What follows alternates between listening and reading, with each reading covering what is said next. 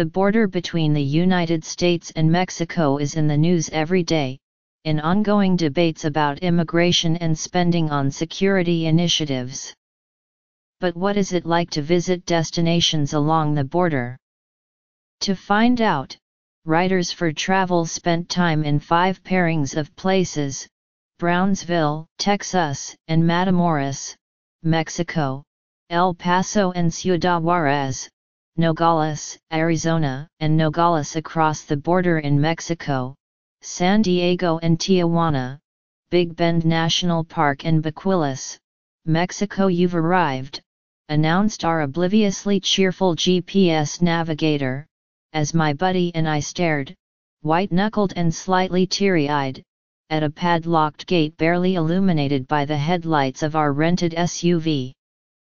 We'd already traversed 9.2 hair-raising miles of a twisty, sandy unpaved road that an early December freeze had turned into icy slush, our tires shifting side to side, our high beams no match for the pitch-black darkness. And now we were wondering what it was going to be like to spend the night in the car, in a vast, sparsely populated patch of far west Texas. But, after a few deep breaths and a modicum of quarreling, we carefully reversed course and slipped and slid 9.2 miles back to the main road, taking comfort in the jackrabbits playfully crossing our path in a single bound and Don Williams serenading us with "I Believe in You" on the satellite radio. I don't believe that right is right and left is wrong, and north and south can't get along. Back on blessed pavement, and this time following the explicit instructions I had confidently ignored, we made our way to Terlingua Ranch, a community nestled in the snow-dusted Christmas Mountains, to a gorgeous rental house, where, incidentally, the heat would malfunction and we'd sleep fully clothed in a 41-degree bedroom, blue with cold and tickled pink to be alive. It's hard to convey how humbling it is to visit this little pocket of the United States-Mexico border, a place the National Park Service calls one of the last remaining wild corners of the United States. Boosters market Texas as a whole other country, but the land within and without Big Bend National Park really is one of the least visited of the federal park system. Big Bend is 4 hours by car from each of the nearest international airports, in El Paso and Midland. You have to really want to get here, or live here, which makes you a different breed altogether. And those who do, those inclined to make the long trek to the park and its attendant ghost towns, Lajitas, Study Butte, Terlingua, are seekers of a sort, not entirely unlike the homesteaders and fortune hunters drawn to these badlands long ago. But nowadays the treasures are silence and darkness and undeveloped natural beauty and all those other things that seem to be in short supply of late. If you're longing for a respite from this era's relentless beeping and buzzing and yelling and, dear God, what now, news alerts, what better place than one with limited cell service and unreliable electricity, where you step outside in the morning and hear nothing but the grumbling of your stomach and the muffled flap of a bird's wings high above. Big Bend's dramatic confluence of river, desert, and mountains makes it easy to wax poetic with words like majestic and epic, and even those fall short. There's enough in these 800,000 acres for a lifetime of exploring, the tangible result of a landscape that has borne witness to shallow sea and coastal plain and volcanic upheaval. Eons of geological time are visible in everything from the walls of a towering canyon to the dull, dusty stone at your feet that hides the lacy remains of some ancient sea creature. From the grassy banks of the Rio Grande to the cactus-studded expanse of the Chihuahuan Desert to the oak and juniper-carpeted Chizos Mountains, Big Bend is a dream for photographers, a paradise for birders, more than 400 species, the promised land for amateur and professional geologists. Huge swaths of land are accessible for day hikes and backpacking, 200 miles of trails, camping, and river trips. More specifically, there's the Fossil Discovery exhibit, where you can gaze upon a life-size replica of the skull of a Bravoceratops, wild horn face, pieces of which were unearthed in the park in 2011. At the Bequillas Hot Spring, situated smack dab against the Rio Grande, you can sink into a 105-degree pool contained by the remnants of an early 1900s bathhouse and dangle an arm over the rock boundary into the swift-moving, considerably colder water as it passes you by on its 1,900-mile journey to the Gulf of Mexico. Some advice: decide when you're going to visit ahead of time, so that you can don the proper attire in advance. There are no changing rooms, and the vault toilets are like something out of Train Spotting. I'd like to take this moment to apologize to whichever park ranger found the bra I left behind in my haste to get out of there. At any location in or near the park, you can simply look to the ever-changing sky, particularly in the evening, when fiery sunsets of pink and orange and dusty blue give way to an unfathomable darkness spattered with a breathtaking bounty of stars, including a clearly visible Milky Way. Big Bend is a stargazing mecca, officially designated by the International Dark Sky Association. Like me, you may have the stupefying realization that this is what the night sky actually looks like. If you do nothing else but motor around in your car, you'll have a blast.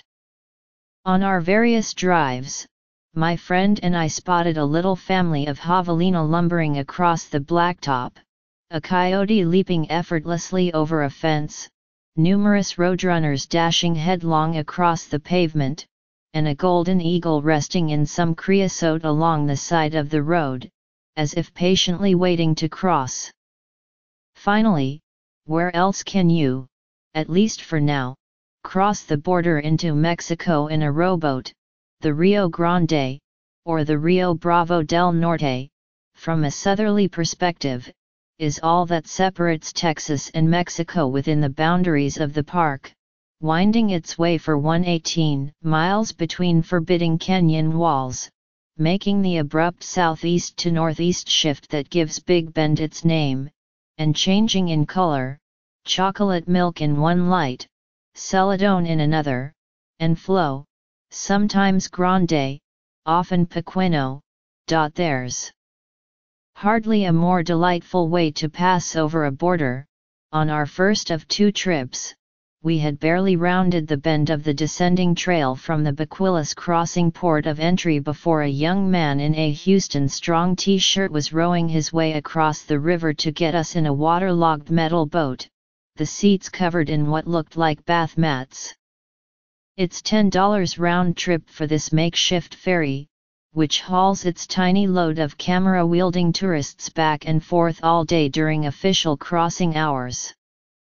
Once on shore, it's up the hill by foot, burro, or bed of pickup truck to a trailer, where your passport is stamped and you're granted formal entry into Bequillas del Carmen, the colorful, sparsely settled remains of a former mining town. Borders are always porous, particularly the River Rhine kind, and so it goes for this one. Maps that split country into zones of topography, climate, vegetation, and such things have much more neatly sweeping lines of demarcation than nature has usually been willing to go along with, wrote John Graves, Texas's beloved chronicler of land and lore, and that goes for people too. For decades the Bequillas border crossing was decidedly informal, illegal but never monitored, a conduit for supplies, a lifeline for loved ones residing on opposite sides, a day's amusement for tourists. But it always was an international boundary and as such subject to the day's prevailing socio-political anxieties. The crossing was shut down in 2002, in response to September 11, and reopened 11 years later, this time with automated passport control. And now looms another threat. In Baquilis proper, the specter of the walls seems to be just that, haunting the dish towels and cozies for sale on every corner, their hand-embroidered wildflowers, roosters, and javelinas accompanied, in slightly crooked letters, by a simple phrase, "No wall." A succinct Trump no bueno was all we got from a congenial gentleman who walked us into town, that and the declaration in small black letters on his white baseball cap, "The border makes America great," that message brought to you by El Paso's Beto O'Rourke, the Democratic congressman running against Senator Ted Cruz in November. The people here exhibit a sort of seen it all before serenity, which seems appropriate, as this battle royal is going down a few miles from rock formations whose strata reveal the Cretaceous-Paleogene boundary, i.e., a visible record of the extinction event 66 million years ago. Existential musings aside, a visit to this village of a few hundred people feels much as it has for years. We perused the blankets and molcajetes at the shop at Jose Falcon's, then took a seat on the colorful patio of the adjoining restaurant for cheese enchiladas, clay capitas of Sotal and sweeping views of the Sierra del Carmen range, and, incidentally, a fellow skinning rabbits and goats next door. The joy in a trip to Baquilis, other than its old-world charm, is the hospitality of the people, allowing a visitor brief proximity to the kind of community you'd expect to find in a remote, only recently electrified town 150 miles away from the nearest city. At Baquilis restaurant, the proprietor offered to give us the souvenirs we happily picked out before realizing we had run out of cash, had too many of the excellent margaritas.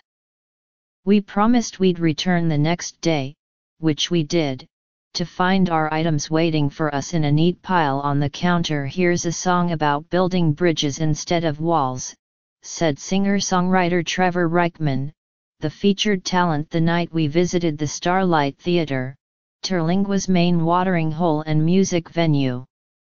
As in Baquilis, you can walk the length of this one-time mining camp in a couple of minutes. And you'll meet eccentric locals who possess the same equanimity that comes from living in isolated and unpredictable terrain. You'll even detect the same age-old tension between insider and outsider, though the boundaries are a little less fraught. This seemed to me best encapsulated by a sign on the door of a nearby shop that trades in rocks and cactuses and sundry dusty things. "Keep investors, hipsters, and trust fund babies out of Terlingua. Just look at what happened to Marfa." Of course, right next to that is another sign, this one directing customers to just slide a check or cash under the door if there's no one minding the store. Out here one ranch flies the "Don't Tread on Me" flag, next door is just resist. But it seems, to this outsider, at least, that once again community trumps ideological differences among people who look out for one another and demonstrate a surprising forbearance of city folk unaccustomed to the extremes of weather and limits of technology, city folk who awake night after night to the howling of coyotes and, in the morning, find their prints in the frosty dust outside the door. Over an excellent made-from-scratch breakfast at the Bad Rabbit at the Terlingua Ranch Lodge, do you want your grits thick or runny? Eggs soft or hard?